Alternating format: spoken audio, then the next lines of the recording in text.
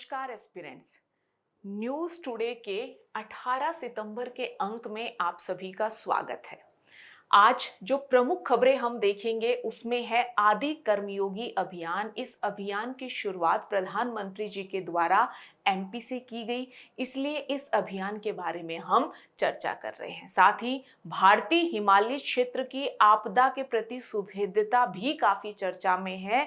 Even पिछले काफी माह से ये चर्चा का विषय रही है। नया रणनीतिक यूरोपीय संघ भारत एजेंडे का प्रस्ताव यूरोपीय आयोग के द्वारा प्रस्तुत किया गया है। विश्व व्यापार रिपोर्ट 2025 डब्ल्यूटीओ के द्वारा जारी की गई है और साथ ही यूएन वीमेन द्वारा जेंडर स्नैपशॉट 2025 रिपोर्ट भी जारी की गई है। तो ये रिपोर्ट भी आज की प्रमुख खबरों में हम पढ़ेंगे। बात की जाए संक्षिप्त सुर्खियों की तो पेमेंट एग्रीगेटर्स चर्चा में रहे, हैम मॉडल चर्चा में रहा, वन टाइम सेटलमेंट स्कीम चर्चा में रही और भी कुछ संक्षिप्त सुर्खियां हैं जिन्हें प्रमुख खबरों के साथ आज की कक्षा में हम या आज के सेशन में हम कवर करेंगे। तो चलिए शुरुआत करते हैं आदि कर्मयोगी अभियान के साथ। हम सब जानते हैं आदि कर्मयोगी अभियान चर्चा में क्यों है, क्योंकि प्रधानमंत्री जी के द्वारा मध्य प्रदेश से आदि कर्मयोगी अभियान की शुरुआत की गई है और ये अभियान जीएस पेपर 2 में जहां अति संवेदनशील वर्गों के लिए हम सरकारी योजनाओं की बात करते हैं, तो इस पेपर के जीएस पेपर 2 की इस यूनिट के तहत ये टॉपिक इंपॉर्टेंट हो जाता है और साथ ही प्रीलिम्स में तो सरकारी योजना आधारित प्रश्न पूछे ही जाते रहते हैं। तो चलिए देखते हैं कि आदि कर्मयोगी अभियान आखिर क्या है। देखिए, इस अभियान का प्रमुख उद्देश्य है कि जनजातीय नागरिकों में नेतृत्व की क्षमता को बढ़ावा दिया जा सके या जनजातीय क्षेत्रों में विकेंद्रीकृत स्तर पर हम नेतृत्व की क्षमता का सृजन कर पाए। इसके माध्यम से इन क्षेत्रों की जो गवर्नेंस इकोसिस्टम है उसे भी बेहतर बनाया जा सके और जनजातीय क्षेत्रों के कल्याण के लिए सरकार के द्वारा विभिन्न योजनाएं चलाई जाती हैं, तो उन योजनाओं का लाभ जनजातीय लोगों तक प्रभावी ढंग से पहुंचाया जा सके। इस उद्देश्य से प्रेरित होकर जनजातीय कार्य मंत्रालय के तहत इस अभियान या इस इनिशिएटिव की शुरुआत की गई है। अब किसी भी गवर्नमेंट इनिशिएटिव या स्कीम की बात की जाए तो दूसरी प्रमुख बात आती है उसका उद्देश्य और लक्ष्य। इसका क्या उद्देश्य हमने रखा? देखिए, ये जमीनी स्तर का सबसे बड़ा जनजातीय नेतृत्व वाला अभियान है कि जनजातीय क्षेत्रों में नेतृत्व की क्षमता को हम बेहतर कर पाएं और इस कार्यक्रम के तहत 1 लाख गांव के 11 करोड़ जनजातीय लोगों को सशक्त बनाने का स्वप्न हमने देखा है। साथ ही इसका लक्ष्य क्या है कि जिला, ब्लॉक, ग्राम सभी स्तरों पर जो सरकारी अधिकारी हैं, जो जनजातीय क्षेत्रों में एसएचजी स्वयं जो है सहायता ग्रुप कार्य करते हैं, उनसे जुड़ी हुई महिलाएं हैं या जनजातीय युवा इत्यादि हैं, इनमें नेतृत्व की क्षमता सृजित की जाए। इनको आदि कर्म योगी यानी जो कर्म से प्रेरित होकर ईमानदारी, सत्य, निष्ठा के साथ कार्य करें और जिनमें कार्य करने का कौशल भी हो, इस प्रकार से तैयार कर पाएं ताकि जनजातीय क्षेत्रों में उत्तरदायी शासन हो पाए और जनजातीय लोगों तक सरकारी सेवाओं और योजनाओं का लाभ बिना किसी बाधा के पहुंच पाए। इस उद्देश्य से प्रेरित होकर आदि कर्मयोगी अभियान की शुरुआत की गई है और यही जो है ना, ये जो सरकारी अधिकारी हैं, युवा हैं, यही मिलकर इस कार्यक्रम के तहत 3 पिलर भी बनाते हैं, 3 स्तंभ भी बनाते हैं। पहला स्तंभ कौन है? आदि कर्मयोगी यानी ये सरकारी अधिकारी जो जिला, ब्लॉक और पंचायत एवं राज्य के स्तर पर कार्य करते हैं। क्यों महत्वपूर्ण है ये सरकारी अधिकारी? क्योंकि ये योजनाओं का समन्वय करते हैं, ये योजनाओं के लिए संस्थागत तंत्र उपलब्ध करवाते हैं और इनके द्वारा ही योजनाओं का क्रियान्वयन भी होता है। तो सबसे पहले इनमें नेतृत्वकारी क्षमता का सृजन या इनकी भूमिका को पहचानना महत्वपूर्ण हो जाता है। दूसरे नंबर पर आते हैं आदि सहयोगी। इसमें शिक्षक, डॉक्टर या जनजातीय समुदाय के युवा वर्ग आते हैं। क्यों? शिक्षक, डॉक्टर ये पेशेवर हैं, इनके द्वारा प्रदान की जाने वाली अगर सेवाएं बेहतर होंगी, जनजातीय समुदाय का कल्याण होगा। युवा नवाचार, प्रगति एवं शिक्षित होने के लिए जाने जाते हैं, तो इनके माध्यम से जागरूकता और नवाचार जनजातीय क्षेत्रों तक पहुंच पाएगा। और तीसरा जो स्तंभ है वो है आदि साथी, यानी जो एसएचजीज हैं उनके सदस्य, जनजातीय क्षेत्रों में जो वरिष्ठ नागरिक हैं वो आदि साथी की सूची में शामिल होते हैं, क्योंकि इन वरिष्ठ नागरिकों के पास अनुभव है। अगर इनका दृष्टिकोण बदल दिया जाए तो समाज का दृष्टिकोण बदलना तुलनात्मक रूप से आसान हो जाता है। साथ ही ये जो समुदाय है यही अपनी जो सांस्कृतिक विशेषताएं हैं उनका संरक्षण कर पाते हैं और परंपरागत ज्ञान को बरकरार रखने की क्षमता भी रखते हैं। तो इस कार्यक्रम, इस अभियान के तहत 3 पिलर, सबसे पहले आदि कर्मयोगी यानी सरकारी कर्मचारी, आदि सहयोगी यानी युवा और महत्वपूर्ण पेशेवर, और तीसरा है आदि साथी यानी एसएचजी और ग्रामीण जनजातीय बुजुर्ग। इन 3 पिलर के माध्यम से स्थानीय स्तर पर नेतृत्वकारी क्षमता सृजित करके विकेंद्रीकृत जनजातीय नेतृत्व का जो संकल्प है उसे साकार करने की कोशिश की जा रही है आदि कर्मयोगी अभियान के माध्यम से। इतना ही नहीं, जो ग्रामीण कार्य योजनाएं हैं वो कोऑर्डिनेशन में हो, किसके? ग्रामीण समुदाय और लोक अधिकारियों के। इस बात पर भी इस योजना में ध्यान दिया गया है। और साथ ही जो पुरानी जनजातीय योजनाएं चल रही हैं, जैसे पीएम जनमन, जनमन किसको लेकर काम करती है? पहले भी हमने पढ़ा है, पीवीटीज, पर्टिकुलरली वनरेबल ट्राइबल ग्रुप, यानी जनजातियों में भी वो जनजातीय समुदाय जो मुख्य धारा से अभी भी अलग थलग है, उनके सामाजिक आर्थिक कल्याण का काम या बात करती है पीएम जनमन योजना। धरती आबा जनजातीय ग्राम उत्कर्ष अभियान, ये समग्र तौर पर जनजातीय क्षेत्र के कल्याण के लिए कार्य करने वाला अभियान है। तो इस प्रकार के सरकार के जो पहले के इनिशिएटिव्स हैं उनको भी इंटीग्रेट करने की बात कौन करता है?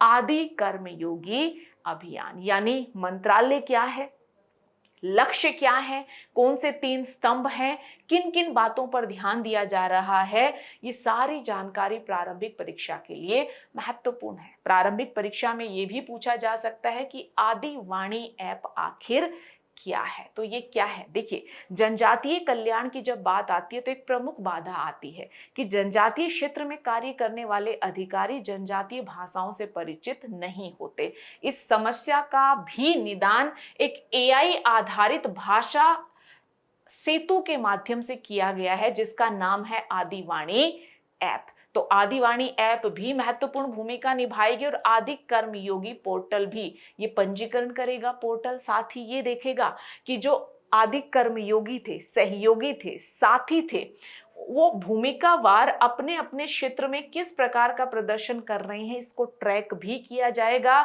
और यही पोर्टल रहेगा जो सिंगल विंडो शिकायत निवारण के सेवा केंद्र के रूप में भी कार्य करेगा। तो मोटा मोटा फिर से मैं दोहरा रही हूं, जनजातीय कार्य मंत्रालय के तहत विकेंद्रीकृत नेतृत्व क्षमता सृजित करने के लिए प्रमुखतः एक अभियान की शुरुआत की गई जिसे आदि कर्मयोगी अभियान कह रहे हैं। इसमें आदि कर्मयोगी यानी सरकारी अधिकारी, उसके बाद जो शिक्षित पेशेवर और युवा, आदि सहयोगी और आदि साथी, एसएचजी के सदस्य और ग्रामीण बुजुर्ग, ये सब मिलकर जो है आदि जनजाति या आदि जनजातीय क्षेत्र के लिए जो आदि कर्मयोगी अभियान है उसे संभव बनाने में महत्वपूर्ण भूमिका निभाएंगे। साथ ही आदिवाणी ऐप, आदि कर्मयोगी पोर्टल के बारे में जानना भी हमारे लिए महत्वपूर्ण हो जाता है। तो ये है पूरी स्कीम, ये है पूरा अभियान। प्रीलिम्स में प्रश्न पूछे जाने की संभावना है और मैंने बता दिया जीएस पेपर 2 में भी संभावना बनती है, लेकिन ध्यान रखना है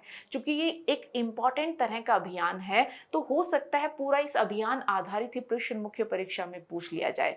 बाकी जो सामान्य संभावना बनती है वो कुछ ऐसे होती हैं कि आपसे जनजातीय समुदाय के संदर्भ में प्रश्न पूछा जाता है, आप गवर्नमेंट एफर्ट्स की जब चर्चा करो तो इस प्रकार के एफर्ट जैसे पीएम जनमन की हमने बात की या फिर अभी जिस एक अभियान की हम बात कर रहे हैं आदि कर्मयोगी अभियान, इन सब की चर्चा कर सकते हैं। तो ये था आज का हमारा पहला प्रमुख news article.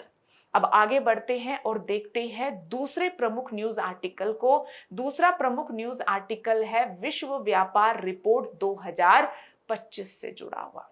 Actually WTO, World Trade Organization, जिसके बारे में हम सभी जानते हैं, वैश्विक स्तर पर व्यापार की स्थिति को बेहतर बनाने के लिए, व्यापार के मार्ग में आने वाली बाधाओं को कम करने, मार्केट डिस्टोर्शंस को कम करने के लिए सक्रिय तौर पर कार्य करता है WTO, वर्ल्ड ट्रेड ऑर्गेनाइजेशन। इनकी एक रिपोर्ट आई है। ये रिपोर्ट कहती है कि AI के माध्यम से वैश्विक व्यापार को तो बढ़ाया जा ही सकता है, इसके साथ साथ समावेशी विकास को भी AI के माध्यम से संभव बनाया जा सकता है। ये रिपोर्ट कहती है कि AI में काफी रूपांतरणकारी क्षमता है। इसके माध्यम से वैश्विक व्यापार बढ़ेगा और साथ ही जो आय असमानताएं हैं उनको कम किया जा सकता है, जो संपत्ति के स्तर पर अंतर है उसको भी कम किया जा सकता है। तो चलिए देखते हैं कि WTO की रिपोर्ट आखिर ये क्यों कह रही है, वो कौन से तरीके हैं जिनके माध्यम से AI के द्वारा व्यापार को बढ़ाया जा सकता है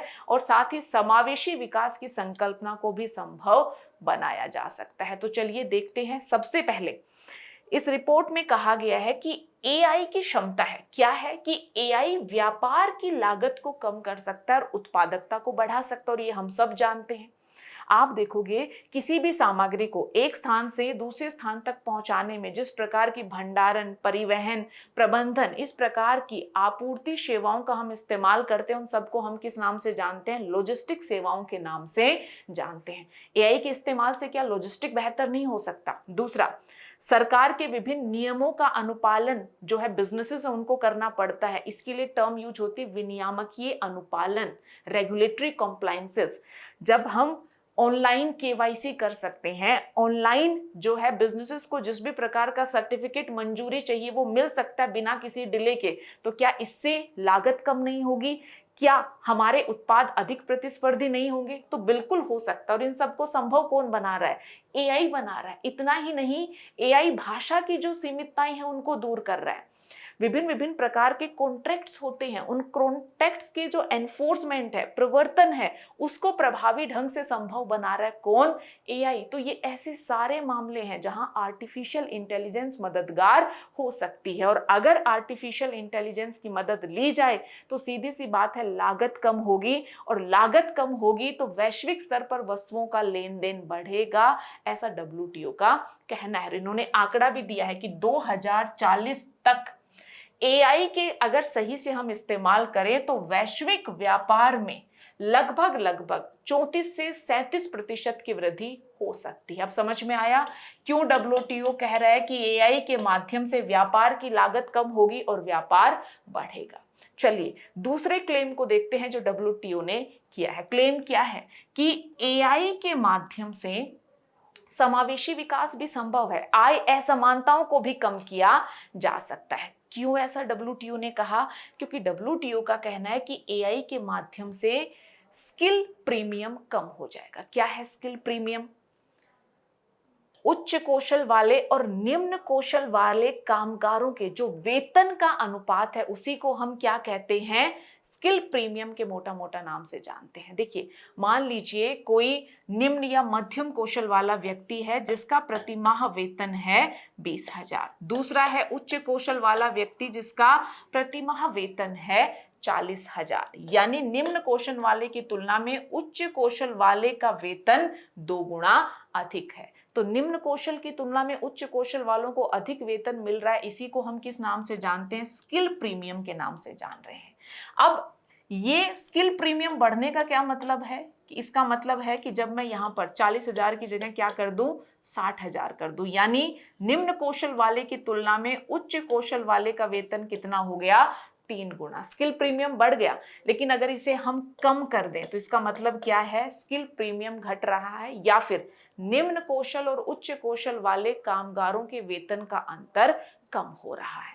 WTO कह रहा है कि AI से स्किल प्रीमियम कम होगा, यानी उच्च कौशल और निम्न कौशल वाले कामगारों के जो वेतन है उसका अंतर कम होगा। वैसा क्यों होगा? देखिए, एआई से किस प्रकार के रोजगार को संकट है? जो मध्यम और उच्च कौशल वाले रोजगार हैं उनको अधिक संकट है, निम्न कौशल वाले रोजगारों को कम संकट है। यानी जब व्हाइट कॉलर यानी मध्यम और उच्च स्किल वाले रोजगारों पर संकट आएगा तो उस प्रकार के रोजगारों की मांग कम होगी, मांग कम होगी तो वेतन भी कम मिलेगा। तो ये जो वेतन का अंतराल था ये कम हो जाएगा, आय असमानता कम होगी और समावेशन भी संभव है। यानी डब्ल्यूटीओ ने जो दोनों क्लेम किए थे वो यही स्पष्ट हो जाते हैं कि कैसे एआई व्यापार को बढ़ावा दे सकता है और कैसे एआई आय असमानताओं को कम करके समावेशन को भी बढ़ावा दे सकता है। साथ ही डब्ल्यूटीओ का कहना है कि अगर अर्थव्यवस्थाएं व्यापार में बाधाओं का इस्तेमाल ना करें और व्यापार के लिए खुली रहें और डिजिटल माध्यमों से अगर वो व्यापार करें, डिजिटल उत्पादों का अगर वो व्यापार करें तो इसके माध्यम से नवाचार भी संभव है। क्योंकि इन चीजों के माध्यम से जब व्यापार होगा तो राष्ट्र वहां के जो उद्यम हैं वो ज्यादा से ज्यादा इनोवेशन की दिशा में बढ़ेंगे। तो उनका कहना है कि डिजिटल रूप से प्रदान की जाने वाली सेवाओं के व्यापार में अगर 10% की फीसदी हो तो इससे पेटेंट में लगभग 2.5 यानी नवाचार में वृद्धि देखने को मिलेगी। हर एक तथ्य याद रखने की आवश्यकता नहीं है। साथ ही डब्ल्यूटीओ ने यह भी कहा है कि इस युग में, आज के युग में व्यापार के मामले में जो अग्रणी रहेगा वो राष्ट्र रहेंगे, वो अर्थव्यवस्थाएं रहेंगी जिनके पास क्रिटिकल मिनरल हैं, जिनके पास आप देखोगे कि नवीकरणीय ऊर्जा क्षमता है। क्यों क्रिटिकल मिनरल है? वो लोग मैन्युफैक्चरिंग पर काम कर पाएंगे, बैटरी, डिफेंस, है ना, क्लीन एनर्जी, इन सब के मामले में काम करने के लिए क्रिटिकल मिनरल महत्वपूर्ण हो जाते हैं। साथ ही आपको डेटा को प्रोसेस करना है, स्टोर करना है, वो इंफ्रास्ट्रक्चर चाहिए। आप में डेटा होस्ट करने की कैपेसिटी, यानी आप डेटा का संग्रह करें, उसे मैनेज करें, उसे एक्सेसिबल बनाएं।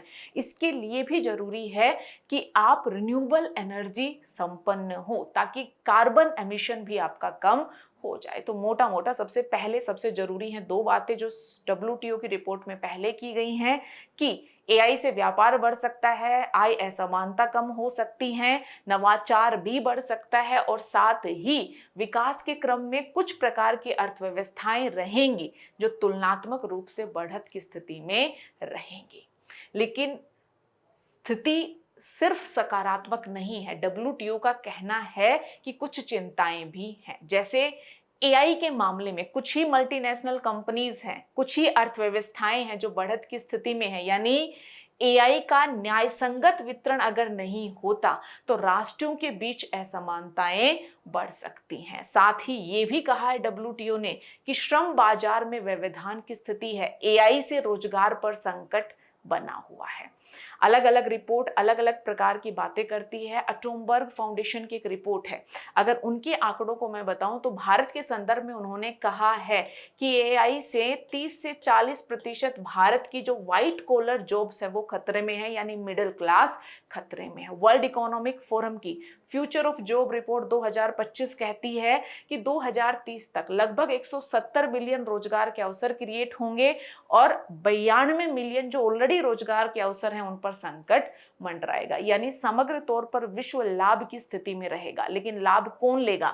जो एआई के मामले में अच्छा प्रदर्शन कर रहा है, जिनके पास स्किल्ड मैन पावर है, जिनके पास पॉलिसी अच्छी है। तो बेसिकली हमें क्या करना है? निष्कर्ष क्या है कि व्यापार और समावेशी विकास को तो बढ़ाना है एआई का इस्तेमाल करके, लेकिन पॉलिसीज में कोऑर्डिनेशन की जरूरत है। डिजिटल इंफ्रास्ट्रक्चर महत्वपूर्ण हो जाता है, प्रतिस्पर्धा को हमें बढ़ावा देना पड़ेगा और साथ ही वैश्विक स्तर पर रूल बेस्ड व्यवस्था काम करे। इसलिए जरूरी है कि वैश्विक संस्थाओं की भूमिका सक्रिय हो। डब्ल्यूटीओ जैसी भूमिकाएं महत्वपूर्ण, डब्ल्यूटीओ जैसी संस्थाओं की भूमिका महत्वपूर्ण हो सकती है। तो ये है पूरी डब्ल्यूटीओ की रिपोर्ट, है ना, जो बात करिए कि एआई से कैसे व्यापार और समावेशन को बढ़ावा दिया जा सकता है। तो इकोनॉमी के पॉइंट ऑफ व्यू से तो रिपोर्ट इंपॉर्टेंट है ही है। एआई विज्ञान और प्रौद्योगिकी से भी जुड़ा है, तो विज्ञान और प्रौद्योगिकी का अनुप्रयोग जो यूनिट है जीएस पेपर 3 में, उसके पॉइंट ऑफ व्यू से भी ये जरूरी हो जाता है। एक छोटा सा सुझाव, एआई टॉपिक को अच्छे से पढ़ना और इसकी इंटरकनेक्टेडनेस को समझना। एआई रोजगार, एआई का समाज युवाओं पर प्रभाव, एआई का व्यापार पर प्रभाव, एआई और एथिक्स, इस प्रकार के बहुत सारे टॉपिक्स हैं जो महत्वपूर्ण हो रहे हैं और कहीं से भी प्रश्न पूछा जा सकता है। तो अच्छे से इस टॉपिक को अप्रोच करना है। चलिए आगे बढ़ते हैं और देखते हैं जेंडर स्नैपशॉट 2025 रिपोर्ट। इस रिपोर्ट को संयुक्त तौर पर किसके द्वारा जारी किया गया है? यूएन विमेन और यूएन DESA यानी department for economic and social affair, दोनों के द्वारा संयुक्त रूप से सतत विकास लक्ष्यों की प्राप्ति की दिशा में प्रगति जेंडर स्नैपशॉट 2025 शीर्षक से एक रिपोर्ट जारी की गई है और इस रिपोर्ट को हम संक्षिप्त में जेंडर स्नैपशॉट रिपोर्ट 2025 कह रहे हैं। किस बारे में रिपोर्ट बात करती है कि जो हमारे 17 SDG गोल हैं जिन्हें प्राप्त करने का जो अवधि हमने रखी वो 2015 से 2030 थी। तो अगर हम इन SDGs जिसमें हम क्वालिटी एजुकेशन की बात करते हैं, जीरो हंगर की बात करते हैं, रेड्यूस्ड इनइक्वालिटी की बात करते हैं, जेंडर इक्वालिटी की बात करते हैं, इन सब SDGs के मामले में देखा जाए, है ना, तो लैंगिक समता की स्थिति क्या है? अगर इन SDGs में प्रगति है तो क्या उतनी ही प्रगति हमें महिलाओं के संदर्भ में भी देखने को मिल रही है? इस बारे में बात कर रही है यूएन विमेन की जेंडर स्नैपशॉट रिपोर्ट 2025। इस रिपोर्ट में वैश्विक स्तर पर महिलाओं की क्या स्थिति है इसको लेकर हमें अच्छे खासे आंकड़े मिल जाते हैं और इन आंकड़ों का इस्तेमाल जीएस पेपर 1 में सोसाइटी के तहत अगर प्रश्न पूछा जाए, जीएस पेपर 2 में सोशल जस्टिस के तहत अगर प्रश्न पूछा जाए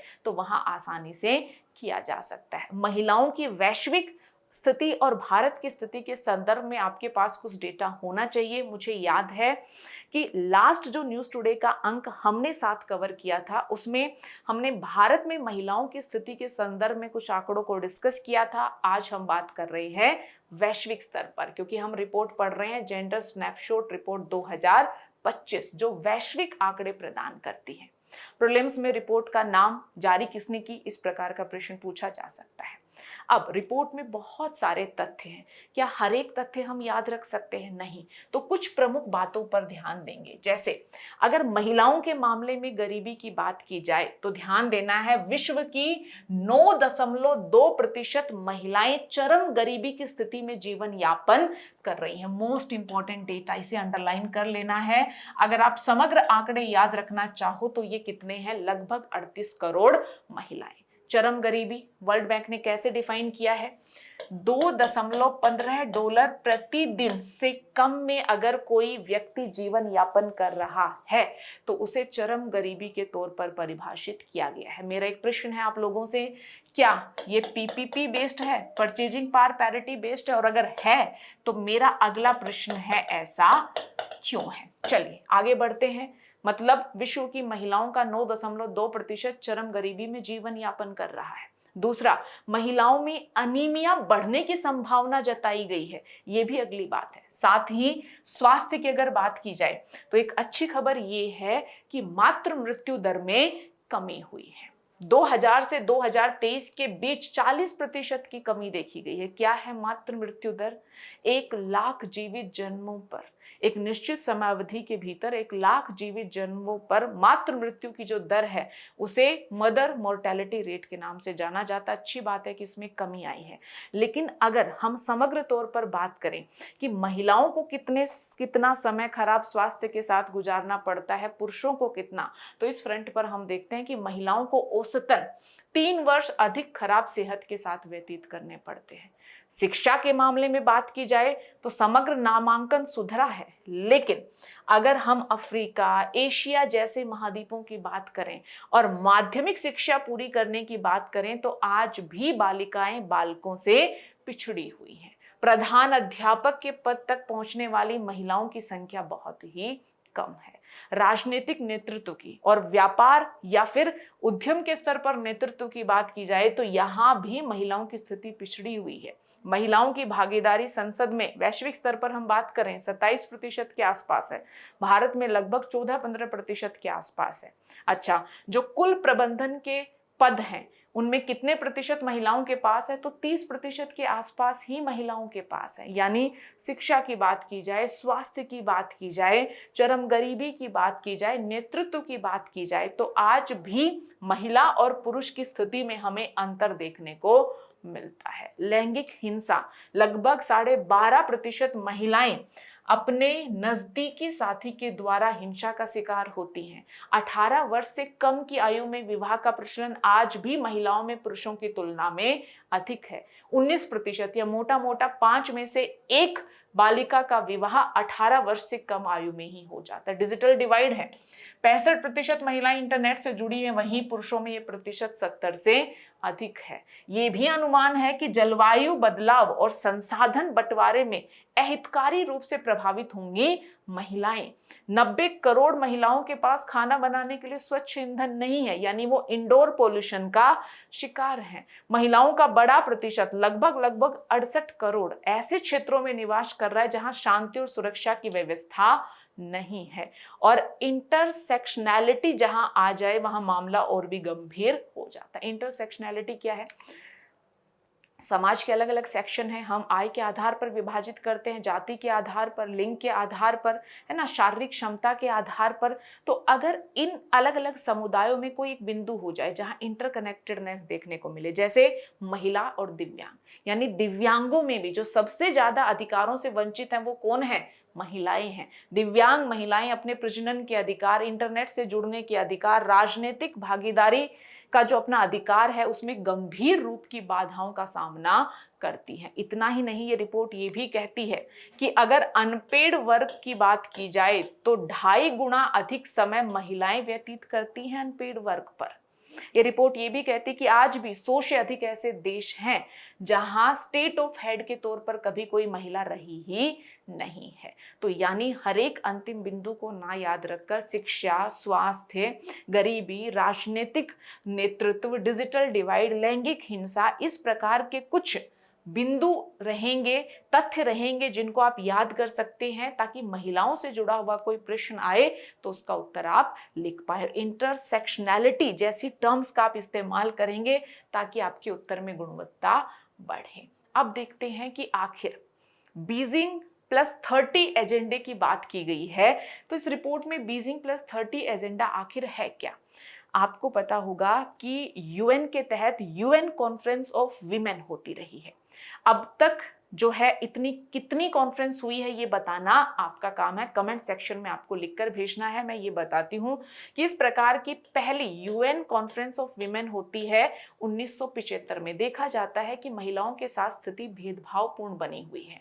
अगर जेंडर इक्वेलिटी लानी है तो हमें कुछ कदम उठाने पड़ेंगे। इसी भाव से प्रेरित होकर 1975 में पहली यूएन विमेन कॉन्फ्रेंस आयोजित होती है, दूसरी होती है, तीसरी होती है और इसी क्रम में चौथी यूएन कॉन्फ्रेंस फॉर वीमेन आयोजित होती है चीन बीजिंग में। और इसी कॉन्फ्रेंस में 189 के आसपास देशों के द्वारा बीजिंग डिक्लेरेशन को अपनाया जाता है। बीजिंग डिक्लेरेशन कुछ और नहीं बल्कि महिला अधिकारों को लेकर मोटा मोटा एक घोषणा पत्र था जो बात करता था कि किन किन मामलों में हमें महिला के अधिकारों की रक्षा करनी है। अब मैंने बताया कि इस प्रकार की 4th कॉन्फ्रेंस 1995 में बीजिंग में होती है। अब हम जी रहे हैं 2025 में, यानी मोटा मोटा 30 वर्ष पूरे हो गए हैं। तो हमने ये देखा कि आखिर अब किन किन क्षेत्रों में हमें प्राथमिकता के साथ कार्य करने की आवश्यकता है ताकि जेंडर इक्वेलिटी को हम स्थापित कर पाएं। तो वो 6 एरिया कौन से हैं? डिजिटल क्रांति, यानी महिला और पुरुष के बीच डिजिटल डिवाइड को कम करना है, महिलाओं को गरीबी से मुक्ति देनी है, इसमें सोशल सिक्योरिटी, उनके स्वास्थ्य पर ध्यान, और जो केयर इकोनॉमी यानी ऐसे देखभाल के जो कार्य हैं, महिलाएं घर में वृद्धजनों की सेवा कर रही हैं, बच्चों की सेवा कर रही हैं, घर का कार्य कर रही हैं। तो केयर इकोनॉमी में अगर हम निवेश करें तो महिलाओं के लिए अवसर बनेंगे। हिंसा से मुक्ति दिलानी है, कानून मजबूत होने चाहिए, हमारे निर्णय राजनीतिक स्तर पर और शासन में महिला नेतृत्व को बढ़ावा देना महत्वपूर्ण हो जाता है। महिलाओं की शांति और सुरक्षा पर कार्य करना जरूरी है और जलवायु न्याय भी करना जरूरी है, क्योंकि जलवायु परिवर्तन से गैर अनुपातिक तौर पर अधिक प्रभावित हो रही हैं महिलाएं। यानी अभी हम लेकर आए हैं बीजिंग 30+ एक्शन एजेंडा, यानी ये जो 6 एरियाज हैं मोटा मोटा, इन पे हमें काम करना है ताकि बदलती आवश्यकताओं के अनुरूप हम जेंडर इक्वालिटी की दिशा में बढ़ पाए। तो ये था पूरा न्यूज़ आर्टिकल जो किससे जुड़ा हुआ है, जो एक रिपोर्ट से जुड़ा हुआ है, जेंडर स्नैपशॉट 2025। अब आपके सामने मैं एक प्रश्न रख रही हूँ। ये प्रश्न यूपीएससी मुख्य परीक्षा में पूछा गया है। इस प्रश्न का पूरा उत्तर जो अभी हमने पढ़ा है उससे आपको नहीं मिलेगा। आपको थोड़ा सा अपना मस्तिष्क लगाना है और इस प्रश्न का उत्तर देने की कोशिश करनी है। क्या स्ट्रक्चर होगा, क्या पॉइंट होगा, ये आपको लिखकर भेजना है। भारत में महिलाओं के समक्ष समय और स्थान संबंधित निरंतर चुनौतियां क्या है। अभी हमने आंकड़ा पढ़ा वैश्विक महिलाओं की स्थिति के संदर्भ में। मैंने बताया पहले किसी अंक में हमने भारत की महिलाओं की स्थिति के संदर्भ में आंकड़े पढ़े थे, तो प्रश्न भारत के संदर्भ में बात कर रहा है। तो जरा कोशिश करना प्रश्न को अटेम्प्ट करने की, और साथ ही महिला टॉपिक के केंद्रित या महिला टॉपिक पर केंद्रित यूपीएससी ने विगत वर्षों में किस प्रकार के प्रश्न पूछे हैं ये भी आपको देखना है। चलिए आगे बढ़ते हैं। भारतीय हिमालय क्षेत्र की आपदा के प्रति सुभेद्यता। पिछले कुछ माह से हम बार बार ये सुन रहे हैं कि हिमालयन क्षेत्र में चरम जो घटनाएं हैं उनके चलते सुभेद्यता की स्थिति बनी हुई है। मॉनसून ने जम्मू कश्मीर, पंजाब, हिमाचल प्रदेश, उत्तराखंड को काफी प्रभावित किया है। आप देखोगे बाढ़ की स्थिति भी देखने को मिली, लैंडस्लाइड हिमस्खलन की स्थिति भी देखने को मिली, जिसके चलते हिमालय क्षेत्र के ये जो कुछ राज्य हैं मोटा मोटा या थोड़ा दूर भी हैं तो भी वनरेबिलिटी की स्थिति में बने हुए हैं। इसलिए हिमालयन क्षेत्र, इंडियन हिमालयन रीजन एवं आपदा प्रबंधन टॉपिक हमारे लिए महत्वपूर्ण हो जाता है। ठीक है, साथ ही आप देखोगे कि ये आपदा और आपदा प्रबंधन जो जीएस पेपर 3 में है उसके पॉइंट ऑफ व्यू से तो इम्पॉर्टेंट है ही है, लेकिन अगर भारतीय मॉनसून की बात की जाए या हिमालयन क्षेत्र की जो है उत्पत्ति की बात की जाए तो ये जो सारे फिनोमिनाज हैं, संकल्पनाएं हैं, ये ज्योग्राफी के पॉइंट ऑफ व्यू से भी इंपॉर्टेंट हो जाती हैं। इसलिए इस टॉपिक को सिर्फ डिजास्टर या डिजास्टर मैनेजमेंट तक ही सीमित नहीं रखना है। क्लियर है?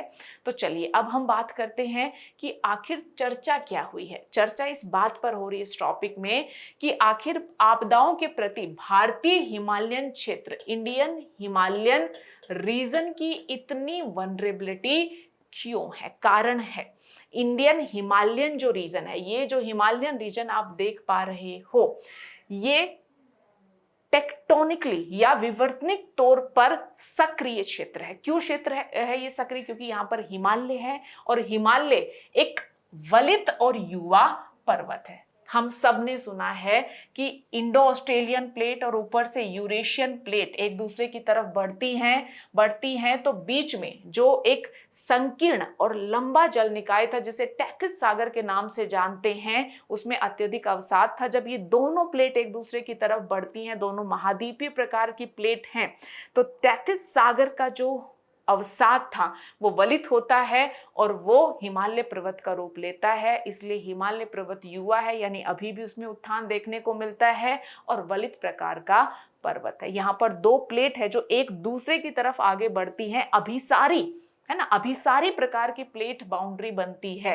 तो इस प्रकार का कोई भी क्षेत्र जो प्लेट बाउंड्रीज पर स्थित हो या विवर्तनिक तौर पर सक्रिय हो, वहां पर आपदाओं की संभावना तुलनात्मक रूप से अधिक होती है। यही कारण है कि हिमालय क्षेत्र में हमें बार बार भूकंप के झटके देखने को मिलते हैं। और हिमालय को अगर भूकंप के जोखिम की बात की जाए तो जोन 4 और 5 में रखा जाता है। आप ये मानचित्र देख रहे हो, यहाँ पर जो सबसे ज्यादा रेड दिखाई दे रहा है ये सर्वाधिक भूकंप को लेकर वनरेबल एरिया है, और उसके बाद जो हल्के रंग से दिखाई दे रहा है ये दूसरा यानी जोन 4 के तहत जिसे क्लासिफाई किया जाता है वो भूकंप क्षेत्र है। जोन 4 और जोन 5 सर्वाधिक अर्थक्वेक की वनरेबिलिटी वाले रीजन है और ये हिमालयन क्षेत्र जोन 4 और 5 में आता है। ठीक है। दूसरा, हिमालयन क्षेत्र में चूंकि ढलान है है ना, वर्षा होती है, जिसके चलते लैंडस्लाइड या भूस्खलन की संभावना भी बनती है। जैसे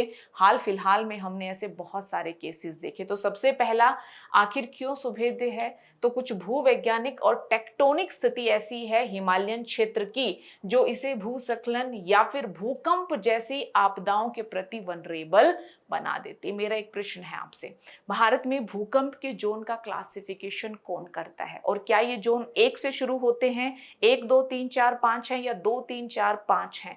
ये आपको कमेंट में लिखकर भेजना है। अच्छा, दूसरा कारण क्या है जिसके चलते हिमालय क्षेत्र अत्यधिक वनरेबल है? वो है जलवायु परिवर्तन संबंधी प्रभाव। जलवायु परिवर्तन हो रहा है, वर्षा की तीव्रता बारंबारता बदल रही है, वर्षा का जो औसत था उसमें बदलाव आ रहा है, बादल फटना, है ना, इस प्रकार की घटनाएं जो लैंडस्लाइड है उन्हें काफी बढ़ा देती है। जैसे उत्तराखंड का उदाहरण लें, 2013 और 2025 में हमने इस प्रकार की अनेक घटनाएं देखी है। यानी जो है ऐसी अवस्थिति होना कि जो टेक्टोनिकली एक्टिव है, विवर्तनिक तौर पर सक्रिय क्षेत्र में स्थिति है। दूसरा, जलवायु परिवर्तन के प्रभाव, और मनुष्य कहाँ पीछे, मानव जनित कारक, सड़क सुरंग सब बनाना। इससे क्या हो गया है कि आप देखोगे पर्वतीय क्षेत्रों में चट्टानों का जो आकर्षण था, जो जुड़ाव है, वो प्रभावित हो गया, जिससे चट्टानें ढीली होकर टूटने के प्रति अधिक वनरेबल हो जाती, यानी लैंडस्लाइड बढ़ रहा है। भूमि उपयोग में परिवर्तन आ रहा है। पहले आप देखोगे भूमि उपयोग अन्य उद्देश्यों के लिए होता था, मानव ने अधिक से अधिक अपने उद्देश्यों के लिए किया, भूमि का अधिक से अधिक दोहन किया, अपर्दन किया, टिहरी बांध या इस प्रकार की बहुउद्देश्य जल परियोजनाएं शुरू की, जिससे कहीं ना कहीं इन क्षेत्रों का पारितंत्र प्रभावित हुआ है। साथ ही हम देख रहे हैं जलवायु परिवर्तन के चलते जो स्थायी बर्फ की परत थी, जिसे परमाफ्रोस्ट कहते हैं, वो पिघल रही है। वो पिघलने के चलते आप देखोगे कि इन हिमनदीय क्षेत्रों में जो झील बनी हुई है, हिमनदीय जल से जो झील बनती है उसे ग्लेशियल लेक कहा जाता है। अच्छा, इन झीलों की भी अपनी तटबंध सीमाएं होती हैं। जब बड़ी मात्रा में हिमनदीय जल पिघल कर इन झीलों तक पहुंच जाएगा तो वो जल तटबंधों को तोड़कर बाहर निकल जाता है। इसको ग्लेशियल लेक आउटबर्स्ट फ्लडिंग के नाम से जाना जाता है। ये भी देखने को मिल रहा है। तो मोटा मोटा विवर्तनिक तौर पर सक्रिय या प्लेट बाउंड्रीज पर अवस्थित होना, जलवायु परिवर्तन, और तीसरा मानवीय हस्तक्षेप। इसमें भू उपयोग परिवर्तन या फिर सड़क या अन्य डेवलपमेंट प्रोजेक्ट का एग्जाम्पल आप दे सकते हो। हिमनदों का पिघलना और ग्लेशियल लेक आउटबर्स्ट फ्लडिंग, इस प्रकार के सारी चीज़ों को आप शामिल करके बता सकते हो कि आखिर इंडियन हिमालयन रीजन आपदाओं के प्रति इतना सुभेद्य क्यों बनता जा रहा है। अब क्या कार्यवाही होनी चाहिए? सबसे पहले तो देखिए, बहुत सारी एजेंसियां, नेशनल डिजास्टर मैनेजमेंट अथॉरिटी है, नेशनल डिजास्टर रिलीफ फोर्स हमारी काम करती हैं, राज्य आपदा प्राधिकरण है, केंद्रीय जल आयोग है, आईएमडी है।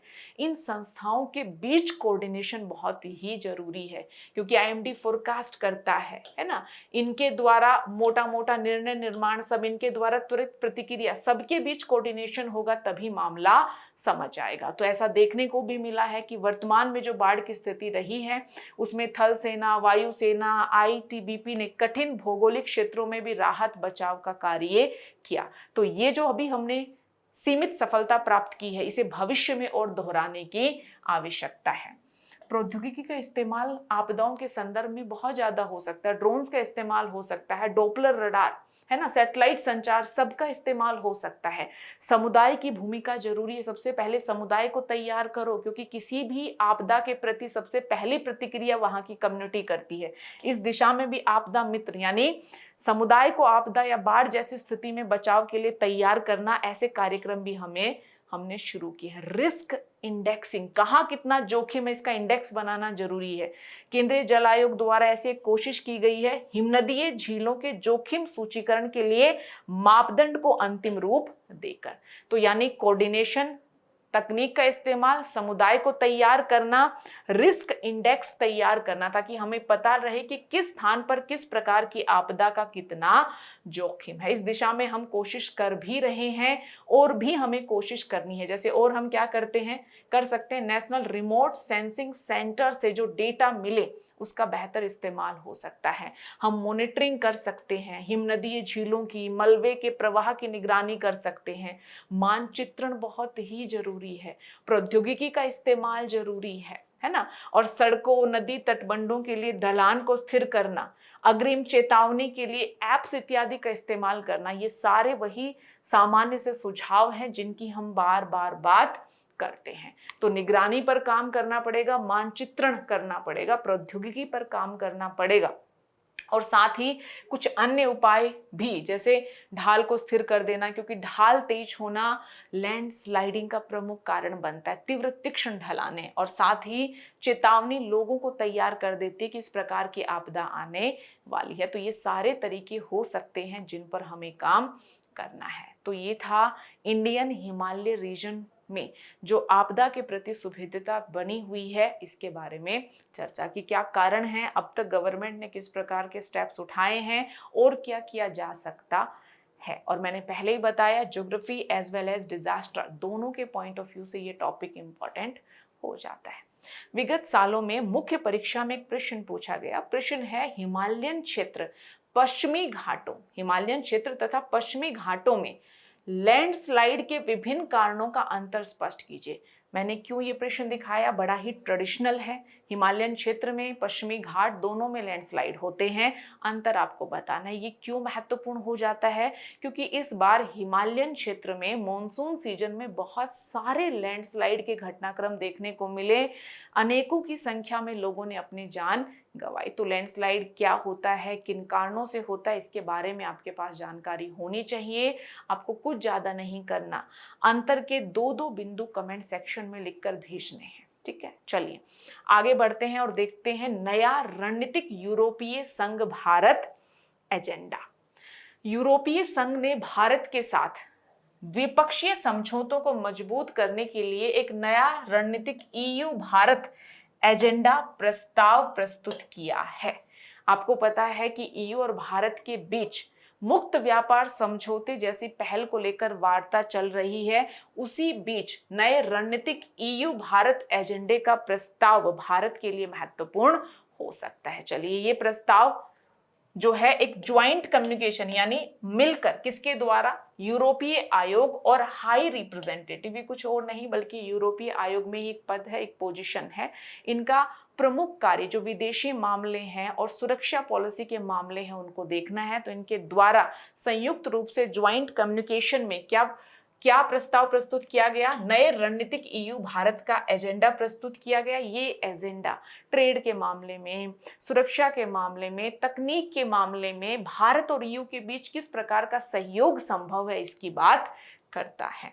तो ये कहाँ से जरूरी हो जाता है हमारे लिए, द्विपक्षीय, क्षेत्रीय और वैश्विक समूह भारत से संबंधित अथवा भारत के हितों को प्रभावित करने वाले करार। जीएस पेपर 2 के लिए भी महत्वपूर्ण है। और इस प्रकार का कोई समझौता है जिसके आर्थिक निहितार्थ हैं, यानी जब हम मुक्त व्यापार समझौते जैसे समझौतों की बात करें तो जीएस पेपर 3 इकोनॉमी के पॉइंट ऑफ व्यू से भी महत्वपूर्ण हो जाता है। एक सुझाव, किसी भी एक टॉपिक को एक ही सिलेबस की यूनिट से बांधना आज के समय में काफी कम संभव है। कारण है कि वो टॉपिक जितनी इंटरडिसिप्लिनरी अप्रोच है यूपीएससी के द्वारा कहीं भी पूछा जा सकता है। चलिए देखते हैं कि ये जो प्रस्ताव ईयू के द्वारा प्रस्तुत किया गया है या यूरोपीय आयोग के द्वारा प्रस्तुत किया गया है, इसमें मोटा मोटा 5 स्तंभ की बात की गई है। पहला स्तंभ क्या है कि ईयू और भारत मिलकर समृद्धि और संधारणता के लिए कार्य कर सकते हैं। अब कैसे कर सकते हैं, किन किन चीजों पर ध्यान देंगे, ये जानना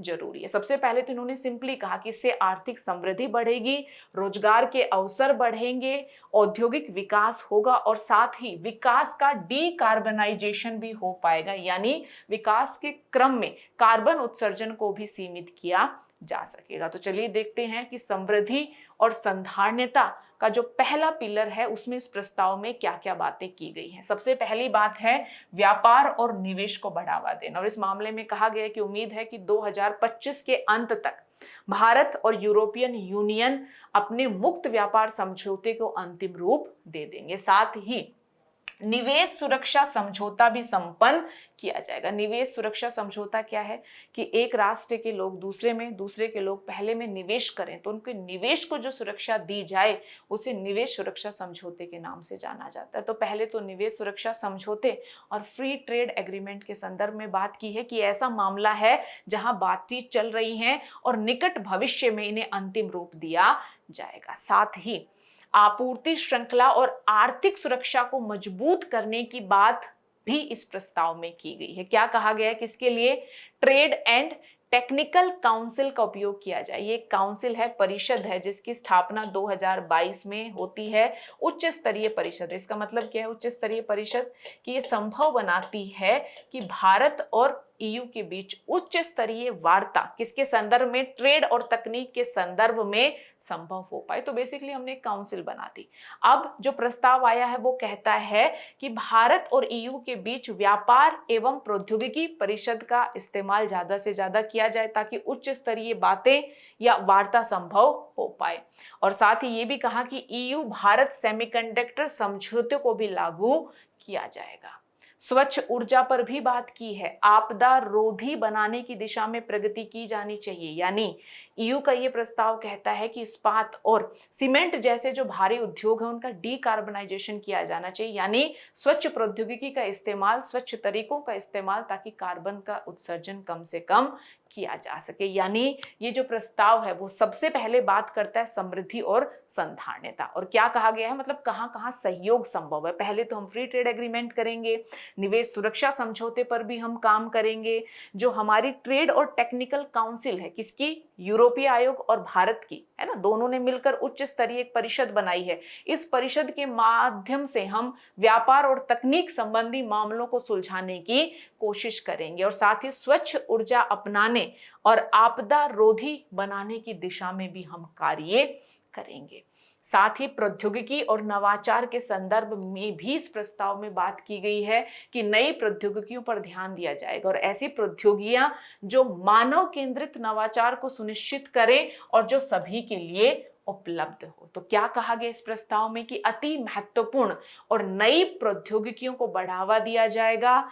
ईयू इंडिया इनोवेशन हब स्थापित किया जाएगा। तो ईयू इंडिया इनोवेशन हब की बात की गई है। अच्छा, अनुकूल डिजिटल परिवेश को बढ़ावा देना। अब सर्विस डिस्ट्रीब्यूट करनी है तो डीपीआई, डिजिटल पब्लिक इंफ्रास्ट्रक्चर, महत्वपूर्ण भूमिका निभाता है। तो डीपीआई विकसित करने के मामले में भी सहयोग। मैंने बार बार बताया डीपीआई क्या है, ऐसा सिस्टम जिसके माध्यम से, है ना, सरकारी सेवाओं की या ई गवर्नेंस को हम मोटा मोटा संभव बना पाते हैं। एक ही उद्देश्य नहीं, लेकिन मेजर उद्देश्य है, जैसे यूपीआई, जैसे फास्टैग, क्योंकि इससे सेवा प्रदायगी बेहतर हो रही है। तो डीपीआई के मामले में हम सहयोग करेंगे, ज्यादा से ज्यादा डिजिटल पब्लिक इंफ्रास्ट्रक्चर को क्रिएट करेंगे। अनुसंधान के मामले में भी सहयोग करना है। परमाणु ऊर्जा और इंटरनेशनल थर्मोन्यूक्लियर एक्सपेरिमेंट रिएक्टर, ये रिएक्टर है जिसकी स्थापना बहुत सारे राष्ट्रों के सहयोग से की गई है। इसकी स्थापना फ्रांस में की जा रही है, जो फ्यूजन तकनीक पर काम करता है। आपको पता है हाइड्रोजन के दो अणु फ्यूजन के माध्यम से हीलियम में कन्वर्ट होते हैं। सूर्य और तारे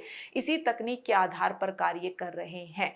तो जो फ्यूजन तकनीक है उसको फिजिबल बनाने की दिशा में वैश्विक स्तर पर एक बहुपक्षीय एक्सपेरिमेंट चल रहा है। तो इस मामले में भी सहयोग बढ़ाना है। यानी मोटा मोटा, चाहे हम ईयू इंडिया इनोवेशन हब की बात करें, चाहे डीपीआई की बात करें या फिर आईटीईआर की बात करें, हर एक फ्रंट पर भारत और ईयू में संभावना बनती है कि वो अपने सहयोग को बढ़ाएं। साथ ही जो तीसरे एक और पिलर की बात की गई है वो है सुरक्षा और रक्षा, क्योंकि वैश्विक सुरक्षा के समय, आज के समय में बड़े सारे खतरे हैं, साथ ही भू राजनीतिक तनाव हैं, पर्यावरण और तकनीक से जुड़ी हुई चिंताएं हैं। तो ऐसे में सुरक्षा और रक्षा एक ऐसा मामला है जिसमें ईयू और भारत साथ मिलकर काम कर सकते हैं। हम हिंद प्रशांत क्षेत्र में कोऑर्डिनेशन को बढ़ा सकते हैं। हम नियम आधारित समुद्री व्यवस्था को बढ़ावा दे सकते हैं। तो ये ऐसा तीसरा मामला है जहां साथ मिलकर काम करेंगे। साथ ही कनेक्टिविटी और वैश्विक मुद्दों पर भी सहयोग बनेगा, जैसे अलग अलग क्षेत्रों से कनेक्टिविटी बढ़ाई जाएगी, जैसे अफ्रीका के साथ सहयोग किया जाएगा। साथ ही ईयू के ग्लोबल गेटवे और भारत के महासागर सिद्धांत के माध्यम से सहयोग संभव किया जाएगा। ईयू का ग्लोबल गेटवे क्या है? ईयू ने निर्धारित किया कि उनको कुछ निवेश करना है, वैश्विक हित में निवेश करना है, स्मार्ट है ना, और जो है प्रभावशाली इंफ्रास्ट्रक्चर में निवेश करना है। तो वो क्या है?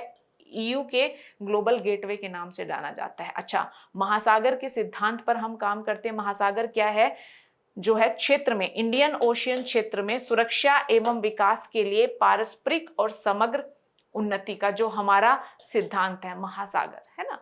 आप देखोगे कि जो मैरीटाइम क्षेत्र के हेड्स हैं, मैरीटाइम हेड्स जो है ना, उनके बीच संपूर्ण क्षेत्र की सुरक्षा एवं विकास के लिए सहमति बने, मिलकर काम करें, ये है महासागर सिद्धांत।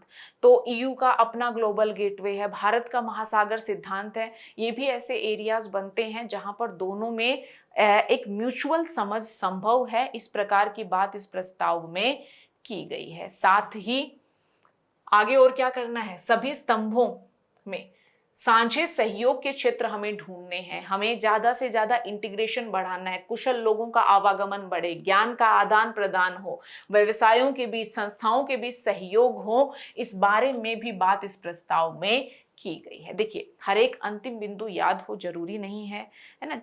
ट्रेड एंड टेक्निकल काउंसिल पढ़ लेना, इस तरह की चीजें जरूरी हो जाती हैं। और वैश्विक स्तर पर जिस साइंटिफिक एक्सपेरिमेंट की चर्चा की गई है, ITER, महासागर क्या है, ये कुछ चीजें हैं जिन पर आप ध्यान दोगे। बाकी समग्र तौर पर आपको इस टॉपिक की असेंस कैरी करनी है कि इस टॉपिक में किस किस बारे में बात की गई है। तो मोटा मोटा समृद्धि और संधारणीयता के संदर्भ में बात की गई है। प्रौद्योगिकी और नवाचार एक ऐसा फ्रंट है जहां सहयोग बनता है। इसके अलावा सुरक्षा, रक्षा, कनेक्टिविटी और वैश्विक मुद्दे, ये सारे मामले, और जहां जहां राष्ट्रों के बीच संबंधों को सुदृढ़ किया जा सकता है, उन सब बातों के संदर्भ में चर्चा इस प्रस्ताव में की गई है। लेकिन ध्यान रहे, ईयू ने इस प्रस्ताव में ये भी क्लियर किया है कि भारत के रूस के साथ सैन्य अभियान और रूसी तेल की खरीद ईयू और भारत के बीच संबंधों को मजबूत करने के मार्ग में बाधक हो सकती हैं। यानी मोटा मोटा ईयू उतना एग्रेसिवली तो नहीं, लेकिन जो अमेरिका का दृष्टिकोण है वही दृष्टिकोण हमें यहाँ भी देखने को मिलता है। और हो भी क्यों ना, क्योंकि ईयू कुछ और नहीं बल्कि अमेरिका का एक अच्छा खासा सहयोगी है। उनकी नीतियों में हमें कोऑर्डिनेशन देखने को मिलता है। तो ये जो प्रस्ताव है ये जरूरी हो जाता है। प्रमुख बातों पर ध्यान देंगे और इस प्रस्ताव में जिन जिन प्रकार की टर्म्स देखने को मिल रही हैं उनको एक बार जरूर अच्छे से पढ़ लेना, वहां से प्रीलिम्स में प्रश्न बनने की संभावना है। बाकी तो ज्यादा इंपॉर्टेंट होगा जब भारत और ईयू के बीच मुक्त व्यापार समझौता हो। ठीक है, तो ये है टॉपिक।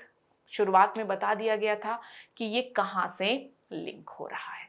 आगे बढ़ते हैं और अब देखते हैं आज की संक्षिप्त सुर्खियों को। आज की संक्षिप्त सुर्खियों में पहली सुर्खी जुड़ी हुई है यूरेशियन आर्थिक संघ से।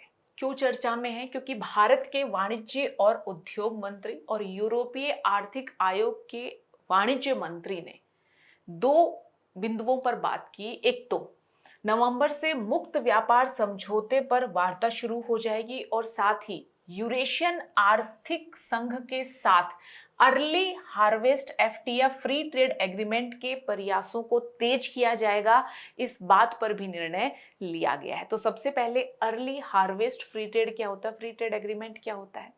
एक समझौता जिसके माध्यम से राष्ट्र एक दूसरे के बीच जो व्यापार की बाधाएं हैं उसे कम करने की बात करते हैं। उसमें टैरिफ, गैर टैरिफ, अनेक प्रकार की बाधाएं हैं जिन्हें कम करने की बात की जाती है। इसे हम फ्री ट्रेड एग्रीमेंट कहते हैं। अब early harvest free trade agreement क्या है? देखिए, फ्री ट्रेड एग्रीमेंट या मुक्त व्यापार समझौते पर सहमति बने उससे पहले राष्ट्र कुछ वस्तुओं पर टैरिफ को कम करके देखते हैं, है ना। कुछ चीजों पर शुल्क इत्यादि को कम करते हैं ताकि ये समझ पाएं कि जब वो शुल्क कम कर रहे हैं तो दो राष्ट्रों के बीच व्यवस्था कैसी चल रही है। अगर व्यवस्था सही चलती है तो इससे विश्वास बहाली होती है और आगे अर्ली हार्वेस्ट जो FTA है उसे आगे बढ़ाकर पूर्ण मुक्त व्यापार समझौते में तब्दील किया जा सकता है। तो बेसिकली एक एक्सपेरिमेंटल तरह का ग्राउंड प्रदान करता है अर्ली हार्वेस्ट FTA। अब चलिए यहाँ पर हमने यूरेशियन आर्थिक संघ के बारे में भी पढ़ा। क्या है ये? यूरेशियन आर्थिक संघ संधि के तहत स्थापित एक अंतरराष्ट्रीय संगठन है। इसका उद्देश्य क्या है? इसके जो सदस्य राष्ट्र हैं कौन है? आर्मेनिया, बेलारूस, कजाकिस्तान, किर्गिज और रशिया।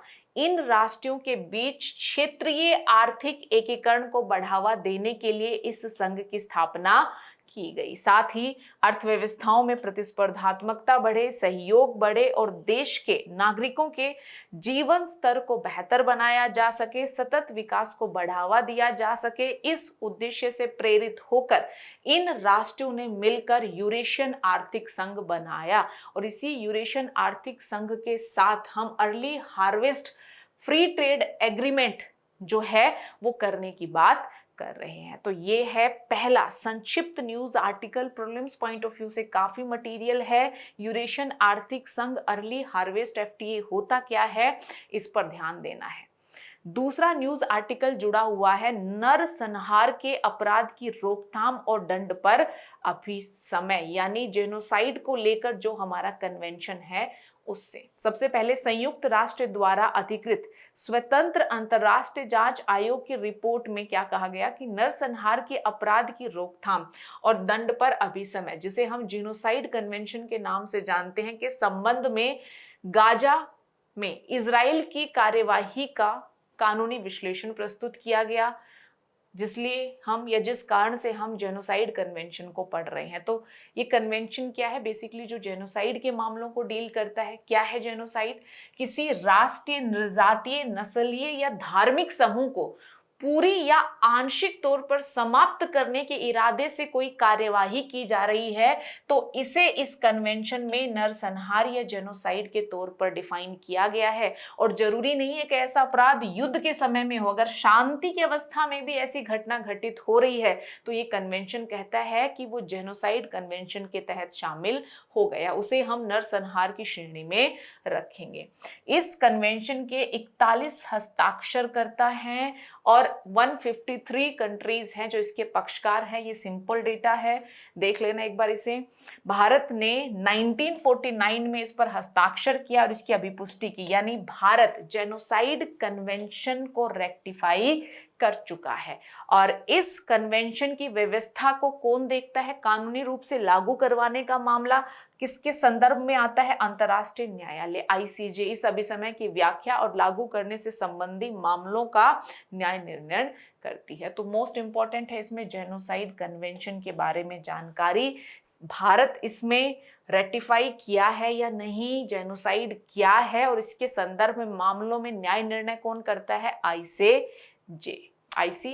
तो ये जानकारी है जिस पर ध्यान देना है। चलिए, पेमेंट एग्रीगेटर्स को लेकर RBI के संशोधित दिशा निर्देश आए हैं ताकि उपभोक्ताओं के हितों की रक्षा की जा सके। अब पेमेंट एग्रीगेटर्स क्या होते हैं? देखिए, आप देखोगे कि जब विभिन्न मर्चेंट्स के साथ, व्यापारियों के साथ हम लेन देन करते हैं तो बेसिकली थर्ड पार्टी होती है जिसके माध्यम से एक ग्राहक और जो विक्रेता है उसके बीच वित्तीय हस्तांतरण या लेन देन संभव हो पाता है। इन्हीं थर्ड पार्टी को हम पेमेंट एग्रीगेटर के नाम से जानते हैं। जैसे आपने पेटीएम, गूगल पे, पेपॉल इत्यादि का नाम सुना होगा, तो ये पेमेंट एग्रीगेटर्स है। बेसिकली ये मध्यस्थ हैं जिनके माध्यम से ग्राहक से जो है विक्रेता तक भुगतान संभव हो पाता है। अब इन्हें हम किस कैटेगरी में रखते हैं? तो यह कंपनी अधिनियम 2013 के तहत कंपनी के तौर पर पंजीकृत संस्थाएं होती हैं। अब जो नए दिशा निर्देश है उसमें एक बात महत्वपूर्ण है, इसे हाईलाइट कर लेंगे। वो क्या है? नॉन बैंकिंग यानी बैंकिंग से अलग जो पेमेंट एग्रीगेटर्स के लिए भुगतान और निपटान प्रणाली अधिनियम 2007 के तहत RBI से मंजूरी प्राप्त करना जरूरी हो जाता है। यानी जो नॉन बैंकिंग सेक्टर से जुड़े हुए पेमेंट एग्रीगेटर्स है, यानी जो बैंकिंग सेक्टर से बाहर के पेमेंट एग्रीगेटर्स हैं, उनके लिए हमारी भुगतान और निपटान प्रणाली अधिनियम 2007 के तहत अब ये अनिवार्य कर दिया कि आप RBI से मंजूरी लेंगे। बाकी पेमेंट एग्रीगेटर से जुड़े हुए मामलों को भी भुगतान और निपटान प्रणाली अधिनियम 2007 के तहत ही डील किया जाता है। चलिए आगे बढ़ते हैं और बात करते हैं मल्टी डिसिप्लिनरी पार्टनरशिप की। कॉर्पोरेट कार्य मंत्रालय के द्वारा जो है भारत में मल्टी डिसिप्लिनरी पार्टनरशिप फर्म्स की स्थापना पर लोगों के सुझाव आमंत्रित किए गए। इसमें एक ही बात समझने की है कि आखिर ये मल्टी डिसिप्लिनरी पार्टनरशिप फर्म्स होती क्या है। देखिए, ऐसी फर्म्स जो एक साथ अलग अलग प्रकार के सेवा देने वालों को मैनेज करे, जैसे कि उसमें कुछ आपको चार्टर्ड अकाउंट से जुड़ी हुई सेवा देने वाले लोग हो सकते हैं, अकाउंटिंग से जुड़ी हुई सर्विस देने वाले, लीगल सर्विस देने वाले, अलग अलग प्रकार के सेवा देने वाले प्रोफेशनल्स जो है या पेशेवरों को एक ही फर्म के तहत मिलकर कार्य करने की अनुमति देना या इस प्रकार की फर्म्स बनाना मल्टी डिसिप्लिनरी पार्टनरशिप की बात करता है। जैसे आगे देखते हैं, ये साझेदारी का एक ऐसा रूप होगा जहां एक साथ कई प्रकार की सेवाएं एक ही फर्म के द्वारा या एक ही जो है आप देखोगे फर्म या उद्यम के द्वारा प्रदान की जा सकेंगी। वर्तमान नियम क्या है कि अलग अलग विषय के पेशेवर अलग अलग फर्म के तहत कार्य करेंगे। अगर भारत में ये अनुमति मिल जाए कि मल्टी डिसिप्लिनरी पार्टनरशिप अलाउ है, यानी विभिन्न विभिन्न प्रकार के सेवा प्रदाता एक ही फर्म के तहत रहकर सेवा प्रदान कर सकते हैं, तो Bharat multi disciplinary partnership firm है ना $240 बिलियन के वैश्विक बाजार का लाभ उठा सकते हैं। एनवायरनमेंट, सोशल गवर्नेंस पर सलाह, तकनीकी सेवाओं के मामले में आत्मनिर्भरता को बढ़ावा दिया जा सकता है। वैश्विक स्तर पर ऐसी बहुत बड़ी बड़ी फर्म्स हैं जो अलग अलग प्रकार की consultancy service, legal service, accounting service, chartered account service एक स्थान पर दे रही हैं और उससे बहुत सारा लाभ सृजित कर रही है। भारत में ऐसा अलाउ नहीं है।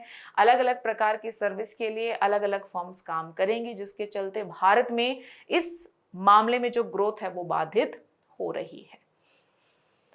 अगला जो संक्षिप्त आर्टिकल है वो जुड़ा हुआ है निर्वाचनों का संचालन नियम 1961। क्या कहा है? निर्वाचन आयोग ने ईवीएम बैलेट पेपर को अच्छी तरह से पढ़ने लायक बनाने के लिए निर्वाचनों का संचालन नियम 1961 के तहत 49B में संशोधन किया। अब इतना डिटेल में नहीं, निर्वाचनों का संचालन नियम ये आपको ध्यान रखने की आवश्यकता है और उद्देश्य क्या है, बैलेट पेपर में जो लिखा है उसे अच्छे से पढ़ा जा सके। अब ईवीएम पर उम्मीदवारों को रंगीन तस्वीर दिखाई देंगी और इसकी शुरुआत कहां से हो रही है? बिहार विधानसभा चुनाव से। चलिए देखते हैं निर्वाचनों का संचालन नियम 1961 की व्यवस्था पूरी क्या है। यह लोक प्रतिनिधित्व अधिनियम 1951 के तहत एक कानूनी प्रावधान है। इसमें चुनावों के संचालन का जो कार्य है उसको प्रशासित करने के नियम देखने को मिलते हैं, जैसे मतदान, वोट डालने, मतगणना की प्रक्रियाएं क्या होंगी, चुनाव अधिकारी, जो उम्मीदवार इत्यादि हैं उनकी जिम्मेदारी क्या होगी, ये सारी बात की गई है निर्वाचनों का संचालन नियम 1961। और ये किसका हिस्सा है? ये लोक प्रतिनिधित्व अधिनियम 1951 के तहत एक कानूनी प्रावधान है। तो ये तथ्यात्मक जानकारी है जिस पर ध्यान देना है। अगली संक्षिप्त सुर्खी स्वस्थ नारी सशक्त परिवार अभियान से जुड़ी हुई है। हाल ही में प्रधानमंत्री ने स्वच्छ नारी जो है स्वस्थ नारी सशक्त परिवार अभियान की शुरुआत की। अभियान का उद्देश्य क्या है? देश भर में 1 लाख से अधिक स्वास्थ्य शिविर लगाए जाएंगे और इसमें क्या किया जाएगा? महिलाओं की जांच। किसके संदर्भ में? एनीमिया, अभी हमने मेन न्यूज में पढ़ा था।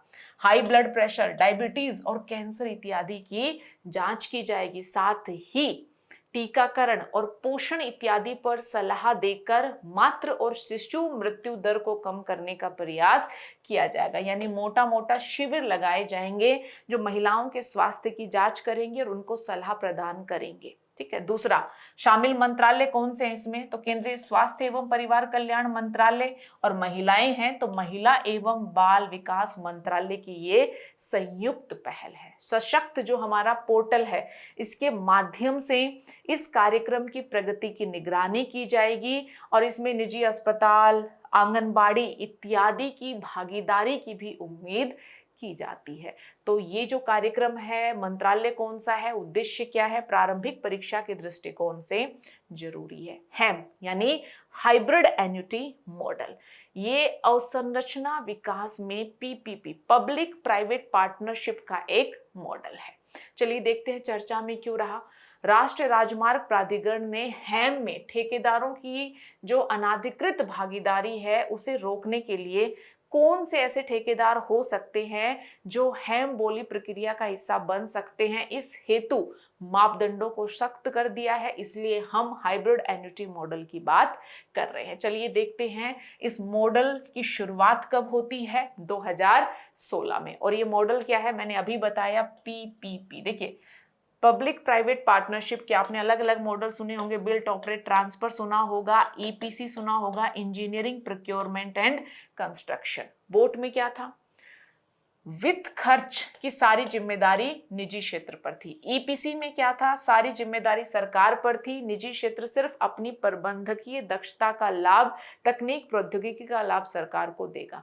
अब सरकार देखती है कि दोनों ही मॉडल में से कोई ज्यादा अगर काम नहीं आ पा रहा तो एक नया मॉडल लेकर आई जिसे हेम कहा गया, हाइब्रिड एन्युटी मॉडल। ये दोनों का मिश्रण था, बोट और ईपीसी का। यानी जो खर्च की जिम्मेदारी होंगी, जो अन्य जिम्मेदारी या जोखिम होंगे, उनको सरकार और निजी क्षेत्र दोनों मिल बांटकर वहन करेंगे। यानी वित्त के संदर्भ में क्या है कि निर्माण के दौरान 40% राशि 5 किस्तों में कौन देगी, सरकार देगी। बाकी 60% की व्यवस्था जो निजी डेवलपर है उसको करनी पड़ेगी। यानी दोनों का सहयोग होगा। अच्छा, नुकसान भी, राजस्व में आपने रोड बनाया फॉर एग्जाम्पल, उससे रिवेन्यू मिलना था, उसमें कोई नुकसान हुआ तो भार कौन वहन करेगा, सरकार। लेकिन असेट बनाई, अगर उसमें कोई कमी आई, इस प्रकार का कोई फाइनेंशियल लॉस है, तो वो कौन वहन करेगा, निजी क्षेत्र। यानी जोखिम वित्त साझा करके जो निजी और सार्वजनिक क्षेत्र को साथ लेकर आने वाला मॉडल है, उसी को हम हेम या हाइब्रिड एन्युटी मॉडल के नाम से जानते हैं। अगली संक्षिप्त सुर्खी बात कर रही है one time settlement scheme. Supreme court ने निर्णय दिया कि कर्ज का कोई डिफॉल्टर तभी वन टाइम सेटलमेंट स्कीम का लाभ ले सकता है जब बैंक की वो सभी शर्तों को पूरा करे। अब आप समझ गए वन टाइम सेटलमेंट किसके बारे में है, आपने बैंक से उधार लिया है ना, आपने डिफॉल्ट किया, तो आप नेगोशिएट कर सकते हो, आपको अवसर मिलेगा कि एक बार में बातचीत करके आप अपना पूरा मामला सेटल कर दे। इसी को लेकर एक स्कीम आती है, आरबीआई ने 2005 में इसके लिए दिशा निर्देश जारी किए, है ना, और इसकी जिम्मेदारी क्रियान्वयन की किस पर होगी, बैंकों की।